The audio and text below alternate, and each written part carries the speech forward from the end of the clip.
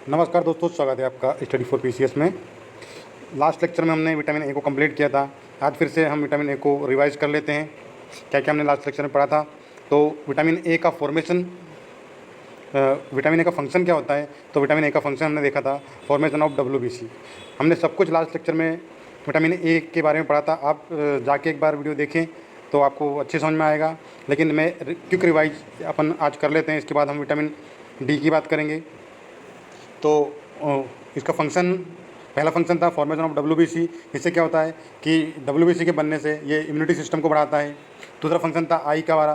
तो यहाँ पे कौन सेल और रोड सेल होती हैं। कौन सेल लाइट में देखने में हमारी मदद करती है और जो रोड सेल है डार्क में देखने में हमारी मदद करती है। उसके बाद कौन कौन सी डिसीज़ हो जाती है।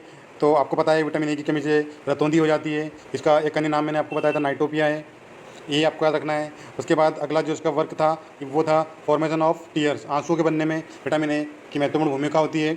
इसके बाद और भी बहुत सारी इससे डिसीज़ हो जाती है, जैसे कि जीरोप्थेलेमिया, आँखों में सूखापन जो होता है वो भी विटामिन ए की कमी से होता है। तो उसके बाद हमने देखा था कि विटामिन ए के कौन कौन से स्रोत होते हैं। तो दो स्रोत होते हैं, प्लांट प्रोडक्ट और एनिमल प्रोडक्ट।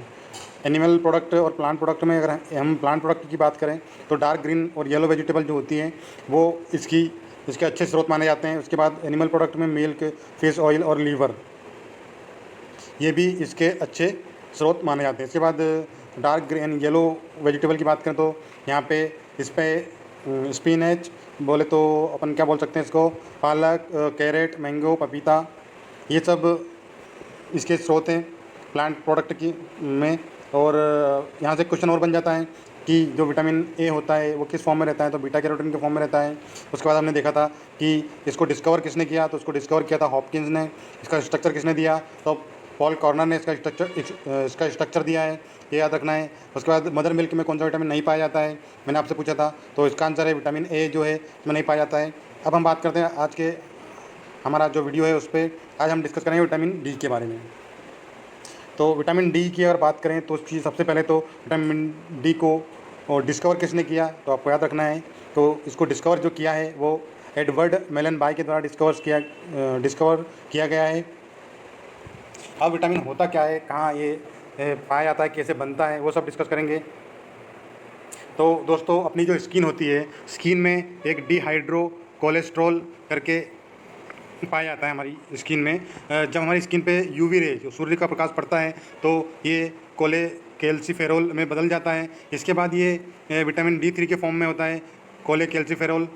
और ये विटामिन D3 लीवर में जाके और किडनी में जाके ये कन्वर्ट हो जाता है किसमें, कैल्सीफेरोल में। और कैल्सीफेरोल को ही हम विटामिन डी कहते हैं। आपको पता होगा इसका रासायनिक नाम कैल्सीफेरोल है विटामिन डी का। तो यहाँ से विटामिन डी बनता है। पहले ये डिहाइड्रो कोलेस्ट्रॉल होता है इसके बाद हमारी स्किन में। इसके बाद विटामिन डी को पाने के लिए हमको सूर्य की किरणों में जाना पड़ेगा। यूवी रे हमारी स्किन पे पड़ती है, तो जैसे ही यूवी रे हमारी स्किन पर पड़ती है तो ये कोले कैल्सीफेरोल में बदल जाता है, जिसको हम विटामिन D3 कहते हैं। उसके बाद ये हमारे लीवर और किडनी में जाके ये विटामिन डी के फॉर्म में कन्वर्ट होता है। तो इस प्रकार विटामिन डी का फॉर्मेशन होता है। मैं आपको डिटेल में इसलिए बता रहा हूँ ताकि आपको याद हो जाए। आप कितनी बार पढ़ चुके होंगे इसे, लेकिन आपको याद नहीं होता कि इसका रासायनिक नाम क्या है, विटामिन डी होता क्या है, ये कैसे बनता है। ये सब मैं आपको डिटेल में पढ़ाऊँगा। आप डिटेल में पढ़ेंगे तभी आपको याद होंगे, और एक बार पढ़ लेंगे तो डेफिनेटली मैं आपसे वादा करता हूँ आप कभी भूलेंगे नहीं। वीडियो लास्ट तक देखिएगा, आपको बहुत सारी जानकारी मैं इसमें बताऊँगा। अब बात करें विटामिन डी का कार्य क्या है हमारे शरीर में, इसका फंक्शन क्या है। तो ये क्या होता है, विटामिन डी जो होता है, आपने सुना होगा विटामिन डी से हड्डियाँ मजबूत होती है। तो रिजिडिटी ऑफ ये जो विटामिन डी होता है ये रिजिडिटी टू बोन्स, मतलब हड्डियों को मजबूत करता है। अब बात करते हैं कि इससे कौन कौन से रोग होते हैं। तो आपने सुना होगा बच्चों में एक बीमारी होती है जिसको हम रिकेट्स बोलते हैं। वही वो जो है विटामिन डी की कमी से होती है। रिकेट्स को हम हिंदी में सूखा रोग बोलते हैं। इसमें सूखा रोग में क्या होता है ये भी आपको पता होना चाहिए। तो सूखा रोग में जो है बच्चों के लेट टीथ आते हैं, मतलब दांत इनके लेट आते हैं। उसके बाद जो वीक स्कल बोन, जो उनकी खोपड़ी की हड्डी होती है, वो भी कमज़ोर होती है। तो ये विटामिन डी की कमी से होने वाला रोग है रिकेट्स।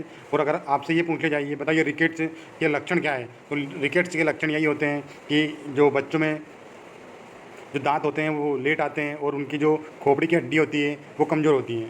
ये विटामिन डी के लक्षण हैं। इसके बाद अगर हम बात करें कि और विटामिन डी से कौन कौन सी बीमारी होती है। तो आपको पता है, आपसे क्वेश्चन ये भी पूछ लिया जा सकता है कि बताइए कि शरीर की सबसे बड़ी हड्डी कौन सी होती है। तो यहाँ पे एक क्वेश्चन और कवर करेंगे हम। तो शरीर की सबसे बड़ी हड्डी जो होती है वो फीमर होती है, आपको याद रखना है, जो कि जांग में पाई जाती है।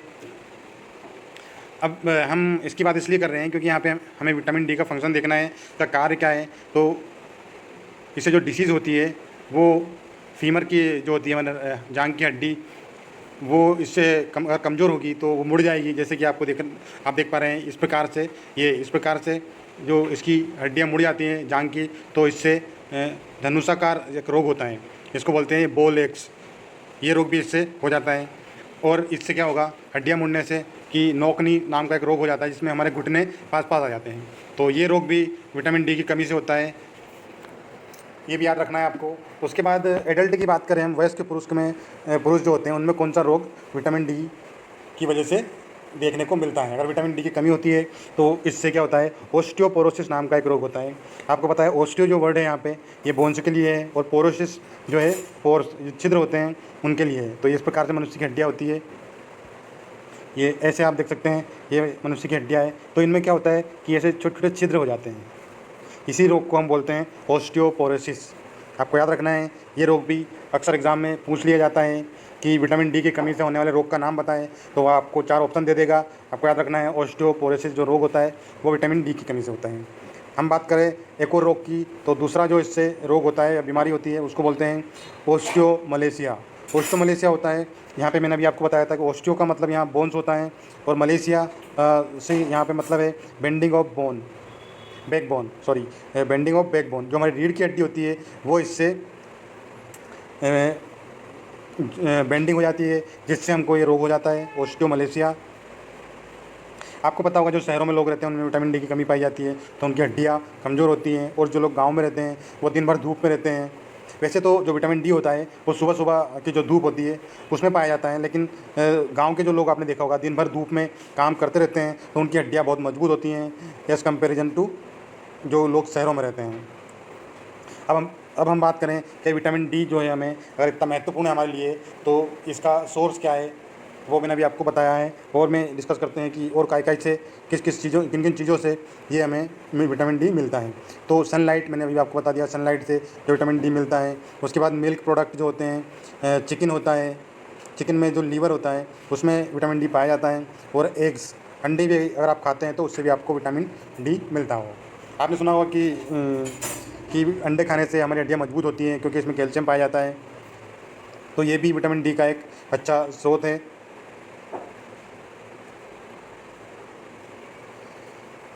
तो दोस्तों ये था विटामिन डी के बारे में। आपको 4-5 चीज़ें यहाँ पे मेनली याद रखना है जो एग्ज़ाम में पूछी जा चुकी है और जिनको पूछने की संभावना है। जो एग्ज़ाम्स आ रही हैं NTPC, group D, even state PSC की जो एग्ज़ाम होती है उसमें भी विटामिन से क्वेश्चन देखे जाते हैं। तो आप डेफिनेटली इसको अच्छे से पढ़ें, इसको नोट कर ले, कॉपी पेन लेके बैठे जब भी आप इस वीडियो को देखें। और विटामिन ए अगर आपने नहीं देखा है तो मेरे वीडियो में चैनल पे जाके वीडियो में जाके आप देखेंगे तो वहाँ पे आपको विटामिन ए के बारे में, विटामिन की पूरी डिटेल्स अगर आप देखना चाहते हैं तो वहाँ जाके देख सकते हैं। मैं बता देता हूँ आपको, जो यहाँ पे मेन पॉइंट याद रखना है कि विटामिन डी की खोज किसने करी, तो एडवर्ड मेलनबाई। आपको याद रखना है विटामिन डी का स्रोत क्या होता है, तो आपको याद हो गया कि सूर्य के प्रकाश से विटामिन डी मिलता है, अंडों से हमें विटामिन डी मिलता है। और आपको एक चीज़ और याद रखनी है, ये क्वेश्चन अगर आजकल जो बायो का टफ लेवल है जो थोड़ा टफ हो गया है, तो हो सकता है वो टफ क्वेश्चन आपसे पूछ ले। तो यहाँ पे ये भी याद रखना है कि जो विटामिन डी है ये मनुष्य के शरीर में कहाँ जाके बनता है, तो लीवर और जो किडनी होती है ये हमारे विटामिन डी के फॉर्मेशन में मदद करती है। तो ये भी आपको याद रखना है। और ये रोग तो आप सभी को पता है कि विटामिन डी की कमी से रिकेट्स होता है, लेकिन जो मैंने अभी ये बताया आपको 2 रोग और इससे जो होते हैं, एक तो ओस्टियोपोरोसिस और एक ओस्टियोमलेशिया। ये जो 2 रोग है ये भी आपको याद रखना है। आप पोरोसिस से इसको याद रख सकते हैं कि इसमें जो हड्डियाँ होती हैं मनुष्य की उसमें छिद्र पड़ जाते हैं छोटे छोटे, जिससे हड्डियाँ कमज़ोर हो जाती हैं। बाकी ये भी आप देख लेना, बोल एक्स रोग और नौकनी। आपने सुना होगा कि जिनके घुटने पास होते हैं उनको सेना में नहीं लिया जाता क्योंकि उनकी हड्डियाँ कमज़ोर होती है। तो ये था हमारा आज का वीडियो विटामिन डी। वीडियो अगर आपको पसंद आता है तो चैनल को लाइक करें, शेयर करें, सब्सक्राइब करें और बेल आइकन को दबा लें ताकि आने वाले सभी वीडियो के नोटिफिकेशन आप तक पहुंच जाए। आज के लिए इतना ही दोस्तों, धन्यवाद।